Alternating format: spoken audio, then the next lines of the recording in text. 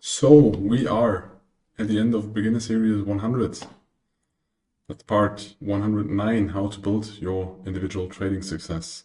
So we round up Beginner Series 100 and give you all the information you need to know, and you need to realize, and you need to manifest to get successful in trading. Step one, focus on the process. Most people just focus on earning money, but you will earn money when you will stick to your process. When you will execute the strategy, when you will develop your strategy, when you evaluate the strategy, when you document the process, when you make the right trading decisions, when you go through the checklist, when you do everything right, when you're emotional stable, when you stick to your routines, when you're healthy and when you're focused. But all this is part of a process, and don't just focus on the end goal. It's not about telling yourself, I will earn money, and then you will earn money. You need to have defined process and stick to it day by day. So the small goals are important. It's not just about the end goal. Look, where are your strengths and where are your weaknesses? What are the mistakes you do, and try to understand why you do them. Why do you overtrade? Why do you try to step into a trade earlier than the setup is there? Why do you miss a trade? Or why do you stick to or try to trade another strategy, or try to trade your gut feeling when you have a strategy and then you don't trade accordingly to the strategy? Most people do that, and you need to understand why, but all this is part of the process. You need to focus on that. So you always need to prepare and make sure that the criteria of your strategy are met and that you agree with the risk. So that you stick to the risk management, that you stick to your setup, that you stick to the process, that you stick to the time where you want to trade. And all that is alignment, and that you implement everything correctly. So you trade at the location you plan to trade. When you start trading, you will realize that very often you open trades and afterwards you see that this trade does not meet all the criteria, because humans tend to overtrade, or tend to overtrade more than to undertrade. I don't know a lot of people that undertrade. Mostly those are very risk-averse people, but most people overtrade because you invest time in the analysis, and then you want to execute something. But that's not always the case, because very often you just need to wait and watch the market and do nothing. So, third, you need to evaluate both the successes and the failure, because you need to evaluate, was the success a good success? Was it a success where you stick to the plan and it was a success, or was it a lucky success because you made a decision, you overtraded, or you rushed into a market and it was a success that's not good? I mean, it feels good because it is a success, but you should focus on successes that are planned successes. Was the execution right? Was the setup right? Was the time right? Was everything in alignment? And also, you need to study the failures when you did something wrong. Realize this. There's no problem in that. We are all humans. We all make mistakes. It's part of the process. And even the best experts make mistakes. But you need to realize that and work with that information. And then at last, you need to improve based on the evaluations you made of the successes you had or the failures you had. Because that way you can adapt your routines, you can adapt your focus, you can adapt your risk management, you can adapt the time you spend at the screen, or even the goals you're working towards to. Further, so to visualize the process, you have a decision. And either you make a decision because you make analysis, or you wait for a setup, you evaluated your daily zone of interest, and then a setup performed. So the decision can be correct. Everything is going according to the plan and you make a profit. This reinforces good trading because you made a decision, the decision was correct, was according to the plan, and then you made a profit. That's the dream. Or you made a decision, it was correct, and there is a loss. It kind of reinforces bad trading because you stick to your plan, but it was a loss. So there's a negative emotion with your plan because a loss most of the time is negative. You need to realize this. It reinforces bad trading, but still it's going to be part of the process. Every business has its expenses or its expenses. You can also make a decision, and the decision is false. And we define false as it does not follow the plan. And even this wrong decision or this decision made not according to the plan or your trading strategy can be a profit. So a success. But this reinforces bad trading because you did not stick to your process, but still you made money. So you think like, oh, do I really need a process or am I just God? And I'm right. So it reinforces bad trading because good trading is always when you stick to your plan, when you stick to your strategy, when you stick to the analysis and the risk management you have and the rules you gave yourself. This reinforces bad trading. But you can also have a decision, it's false, and you make a loss. And that reinforces good trading because then you made mistakes and it hurts because now you have less money. Furthermore, you need to remember that you cannot control the outcome of your trades, only the markets can. You can control the process, but you cannot control the outcome. You are one of the smallest fishes in the market or in this game, so you cannot change anything about this. And you only can control the decision-making process that we just talked about. So you need to focus on making the correct decision, following your trading plan, and don't follow on the outcomes. When you have a trading plan, when you have a strategy that has a positive outcome, focus on the process. And part of the process is also evaluating the strategy, but the first goal is always stick to the plan, stick to the process, get good at what you do, and then afterwards you can try to adapt the strategy, add new strategies, but first focus on the process. And when you have a good strategy, when you trade the strategies we give you, you're good in the analysis, you do your risk management, you will be profitable, but focus on the process, not the money afterwards.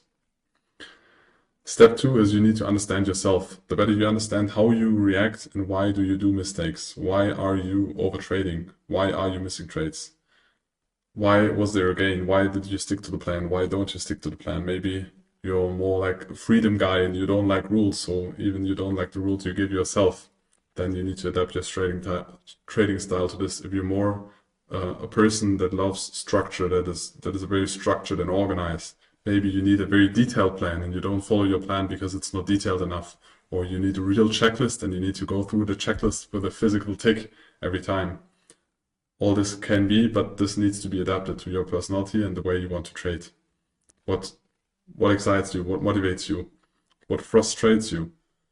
How can you be better? And for that you need to understand your emotions, because everybody of us has emotions when he trades, because we all have a connection to the time we invest into the analysis, the money that we earn, that we are risking with a financial decision, or the money we made, or the money we lost, or the trade we missed.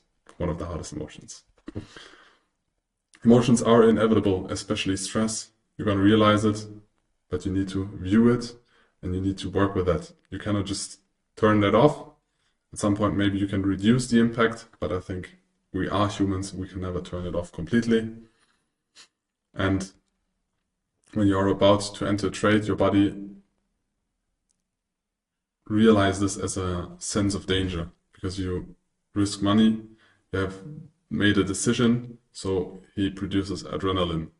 And this changes the state of your body, which increases sometimes your focus, but also your desire to react. Because that's why a lot of people make a decision, open the trade, and then they stay at the trade the whole time. But why? You just made the analysis, and when you make an intraday or a long-term swing trade, you don't need to falsify your trade idea every 5 minutes. You need to stick to or trust your analysis and position. So there are a lot of chemical processes that happen in your body while you trade, and you need to realize them. However, this focus prevents you from considering other information and fully executing your process.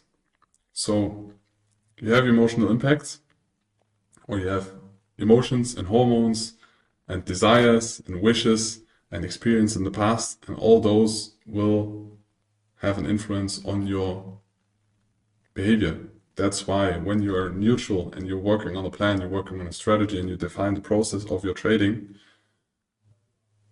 you need to write them down and then stick to them. So there's a lower or less likelihood of the experiences you had to influence your trading decision and then your trading results. Excitement and stress can be beneficial in trading to a certain point, but they can also explain why many traders fail or perform well during big opportunities. When there are special situations like COVID or like oil prices went negative, or big volatility because some big news or a war starts, you get like a lot of adrenaline because there's a new situation, and you get the feeling of, as a trader, you want to use this situation for yourself, you want to earn.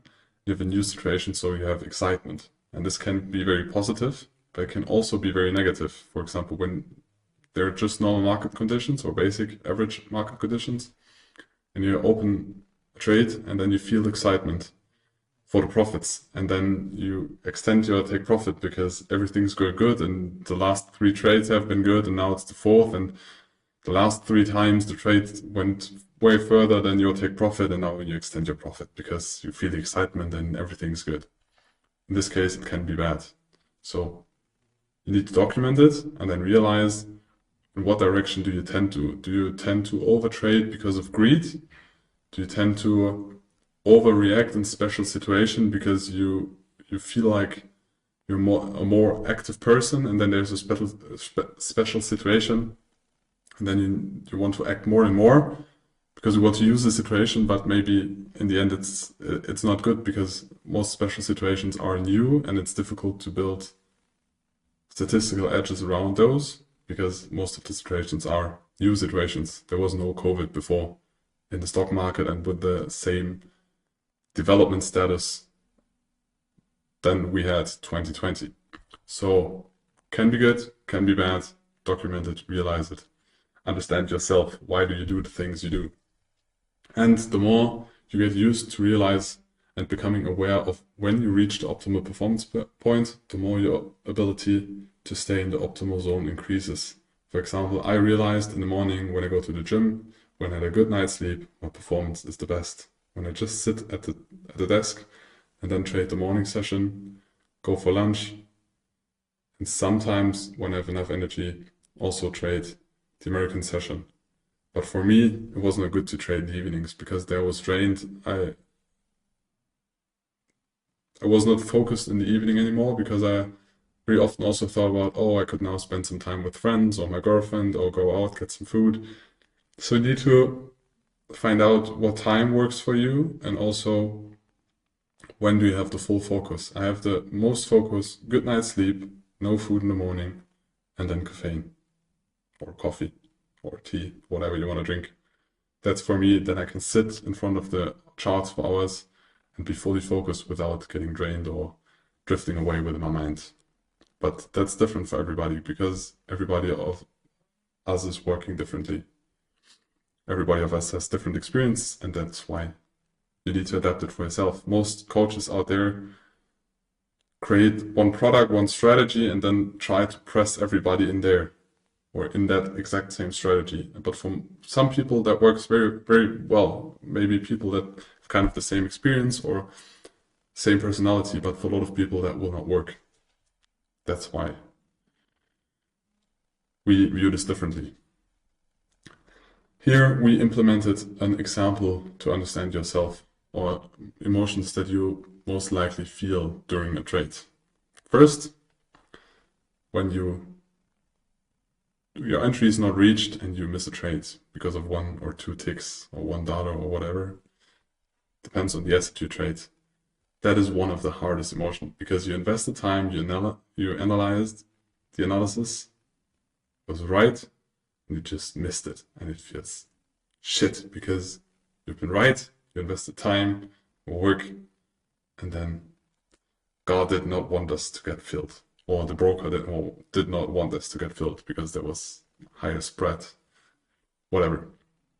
So you feel stressed because you feel like now you need to make this money back, and your analysis was right, so the next one's going to be right again. And then price rises, frustration rises, and you sell into a rising market. Although maybe this was not even your setup, but you feel the need to act, and then you have a loss. So it was more an emotional trade because you were stressed, you wanted to do something, your analysis was right, so you want to earn that money that you haven't earned because the market did not fill you. So you made a loss, so you're kind of stressed or frustrated more in that case because you lost money. And then at some point the focus is gonna get lower and lower, and you miss out on real opportunities because your stress increased, your brain's drained, you feel the emotions. The emotions most of the time are stress for your body, and then your focus is not as much as it was at the beginning, and then you miss a trade. And that could be a typical journey of a trader in the beginning throughout the day. And if you don't document this with writing it down, you will not realize those procedures that are going on in you. But when you, for example, in the beginning, set a timer that every 30 minutes you try to describe the emotions or the way you feel, you're going to realize this. This can also have an impact that you trade and then you get a message because you did not turn off the messages, and then there was a WhatsApp message of a friend that is feeling bad, or somebody died in the family. All those things happen, but they have an impact on you and the process and the stability you are, and in the end, the decisions you're going to make. Practice makes perfect. You cannot immediately change how you act, how you execute as a trader. You can just improve the documentation, the analysis, and the consciousness of those processes. That's why you need to document it. That's why we talk that much about this.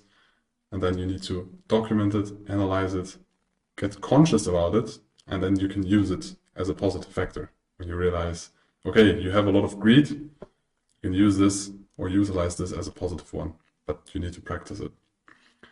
So don't just repeat the process, always give feedback. Document it, write it down, give feedback to yourself. Try to improve it, try to change it, try to improve, or dismiss the negative things, try to improve the positive things. What was good, what was bad, cut the bad away, and add up the good. And then repeat what you did well. And practice makes perfect. Improve or cut out the weaker parts of your process, or practice them and get better. Constantly challenge yourself. So at some point trading is going to get very repetitive and you're going to get kind of sleepy in front of the screens, and then you need a new challenge, or you change up the structure a little bit. Try to find new areas, new assets, new strategies in and outside of trading. And keep practicing. One of the biggest mistakes traders make is they do not improve. So things go well, and at some point they will not go as well as they've been, because markets change, your surroundings change, or it's just gonna get boring. So you need to keep practicing and also improving. Always.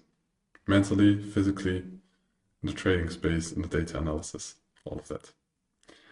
So now we went through Beginner Series 100. Please proceed to the proficiency test. So we have prepared a small test that you need to answer, that you really understood the things that we told you in this part. And then we continue with Series 200. See you in the next one. Bye.